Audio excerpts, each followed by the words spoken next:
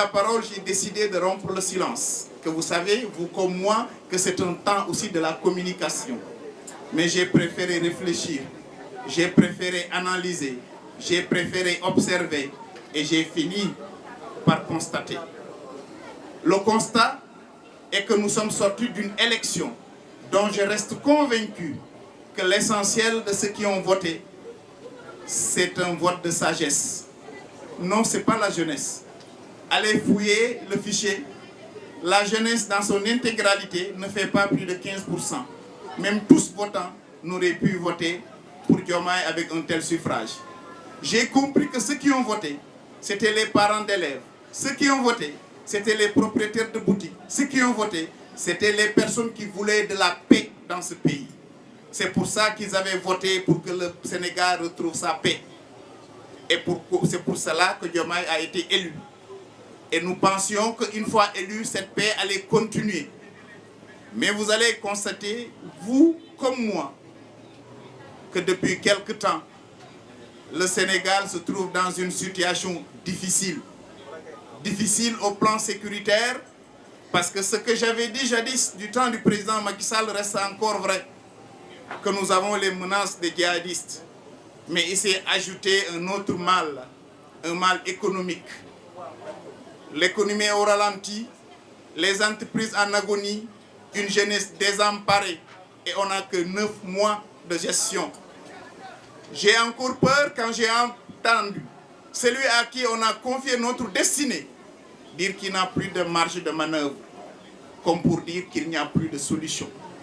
Ceci ramené aussi à une opposition souvent de salon de communiqué, dans une situation critique où les gens pensent plutôt à leur personne ou à se couvrir, nous avons décidé de rompre le pont, de s'engager dans une voie de salut pour porter une décennie, pour une destinée. Voilà pourquoi nous avons décidé solennellement, en toute liberté, en toute quiétude, de quitter le Bokk Gis Gis et de créer un nouvel élan libéral pour porter des ambitions. Mais c'est l'occasion de remercier tout le Bokk Gis Gis, à commencer par le président Pape Diop qui a été un mentor, un père, un modèle, une référence. Seulement, il est arrivé à un moment où la donne est jeune. Il est arrivé à un moment où je sens être prêt de porter des ambitions, de réunir autour de moi, non pas des gens qui vont me suivre. Je ne suis pas un messie. Je ne suis pas porteur de la solution, mais je pense être imbu de disponibilité pour réunir autour de moi des personnes capables de pouvoir relever les défis qui nous interpellent, les défis du chômage, les défis de la sécurité, les défis du développement, les défis de la disponibilité de l'eau, les défis qui interpellent notre génération, les défis qui interpellent notre pays. Non, non, non encore, je n'ai pas la solution. Je fais partie de la solution et je pense pouvoir tendre la main à ma génération avec un dosage intelligent, avec des aînés qui vont nous accompagner, mais qui soient dans la lisière pour nous donner les idées pour que nous portions les vrais combats. Pour ceux qui attendaient que Moussa vende son âme, ils vont encore patienter. Je suis et je reste dans l'opposition. Et pour continuer le combat en toute dignité, en toute responsabilité, mais que personne ne compte sur moi pour porter le combat de X ou de Y. La seule chose qui nous intéresse, c'est le Sénégal. Le seul combat que nous portons, c'est celui du peuple. Les seuls objectifs que nous voulons, c'est le développement de notre Sénégal. Tant que les gens sont sur le sillage de la vérité, nous serons avec eux. Sans qu'ils détourneront ce sillage, ils nous auront en face. Nous sommes jeunes, nous avons le temps, nous avons la disponibilité et nous pensons disposer d'assez de courage pour porter le combat. Pour aimer le Sénégal et porter son développement, il faut avoir son temps. Il faut avoir le temps de faire le Sénégal, il faut avoir le temps d'écouter les Sénégalais, il faut avoir le temps de faire le tour du Sénégal. Ne pas être des opposants de salon ou de saison. Nous serons des opposants de conviction. Nous ne serons pas dans des règlements de compte. Nous n'avons pas peur de nous réveiller demain et d'être convoqués. Parce que jëluñu dërëmu kenn ginaaru kenn nenuñu li ñu bëgg mooy liggéeyal suñu réew ci kaw yar ci kaw jub ci kaw yërmande ndax réew mi dañu gis ni le Sénégal est divisé, le Sénégal est séparé. Maintenant le Sénégalais est devenu méchant. Qu'est-ce qu'il faut réussir? La concertation. Il faut que les gens se parlent. Il faut que ceux qui sont au pouvoir, comme je l'avais dit à l'hémicycle, cessent d'être blasés. Ils ont été élus, qu'ils acceptent que le chemin pris n'est pas le meilleur. Cela ne dédouane personne. Tous ceux qui ont pris l'argent du peuple injustement doivent le payer.